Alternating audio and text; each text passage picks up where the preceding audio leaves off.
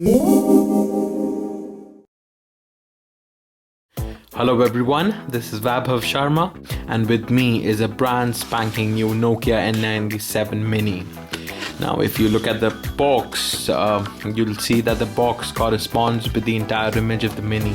It's much smaller than the box of the N97, much slimmer, and this is perhaps the smallest box I've seen for any N-series device. It carries the N97 Mini tagline, an embossed image of the N97 similar to the original, and once you open it, yep, there it is, the usual Nokia.com N-series link to the website. Getting it further, we have the N97 Mini, so let's take that out. First impressions, it feels a lot more snug in hand. It seems thinner, smaller, but more on the device later. That's the battery that comes with the N97 Mini. It's the BL4D. It's smaller than the one that comes with the N97, which is 1500 mAh. But I'm thinking that because of the smaller screen size of the N97 Mini, we might just still have similar standby times to what we've seen on the N97.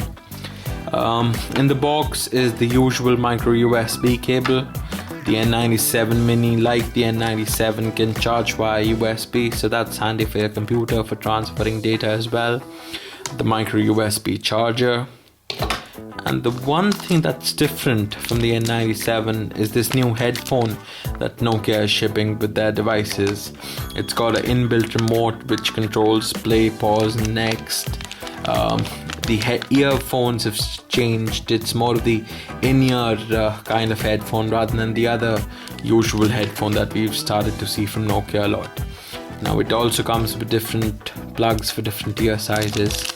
So I've not really tried out how good or bad this headset is, but since Nokia have changed to it, I'm hoping that this would be a step for the better. Next up is the OV suit.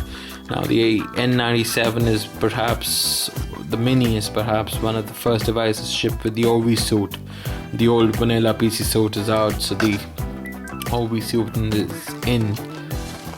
Next up are a few brochures, navigation, OV store, and then we have a manual or maybe a quick get started guide about the different features. Yes, it talks about OV mail, there's maps as well, and some of the other new Nokia Music Store and Nokia services. Last up is the manual in itself. So that's pretty much what the N97 Mini is about. I've taken the liberty of putting the battery in, and we're gonna boot up the N97 Mini.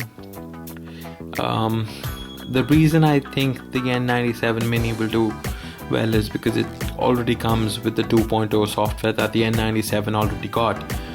So for a lot of users who buy the Mini, the out-of-the-box experience will be much better with kinetic scrolling, with the improved functionality in terms of stability, even the battery life, and the other improvements that came with version 2.0 for the N97. The top features a 3.5mm jack, that's the power button. On the sides we have the volume rocker, the dedicated camera capture button. The sides is the micro USB slot, these are the stereo speakers, and the dedicated key lock switch. So as you see, we've proceeded to the setup, and oops, it looks as if I just locked it, and there you have it, kinetic scrolling right from the start. I'm just gonna enter a random country and let's just get to the first home screen. Okay, it says thank you for choosing Nokia. Phones pretty much active, phones alive, there's kinetic scrolling all around. In the applications, it's much more of a pleasure to use than the N97 ever was out of the box.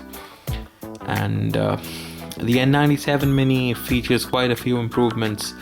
As you can see, there's no camera cover, so the problem that people were having with the N97's cover scratching the lens is gone. The Then we also have a new redesigned keyboard. We have this keyboard which lacks the dedicated D-pad, but there are dedicated arrow keys. I don't know how much of an issue would that be, but the spacing on the keyboard seems much better, and despite the smaller size, I doubt people will have problems typing on this keyboard. A few other design changes include the positioning of the green and end keys. The menu key is a little different with a different kind of lighting. I wonder if you can see it. There you have it. And yes, the side, this strip on the N97 otherwise talked about the features of the N97. Here it simply says Nokia N97 Mini, and I wonder if I can focus on to what it says. It says designed in Finland. So that's all it says. But before we sign off, we're gonna do a bit of a size comparison with the N97, which I also happen to have and have been using as my primary device with the 2.0 firmware. It's a lot more usable. So there you have it. In terms of size, it's just slightly shorter than the N97. It's not much of a difference, but when you actually hold it in the hand, it feels a lot more mini than it seems here on video. In terms of thickness, again, there's less of a perceivable difference when you look at it from your monitors, but when you actually hold it in your hand, it feels a lot more small and snugly fit in the hand. In terms of how it stands up, the angle on both is pretty much the same, with probably the Mini having a slightly deeper set screen, and the keyboard on both devices looks pretty similar in terms of the spacing, but the real difference, like I pointed out earlier, is the D-pad, and probably the keyboard in this is a little more, it has a little more feedback than the one on the N97. So there you have it. That's the Nokia N97 Mini, and that's the Nokia N97 Original. My take on this device, I think Nokia is slowly going to phase out the N97 completely, and it will be all about the Mini from now on. But because there is the Mini, the people who've already bought the N97 will continue to get firmware updates, feature updates, because both of these devices run very similar hardware and very similar software.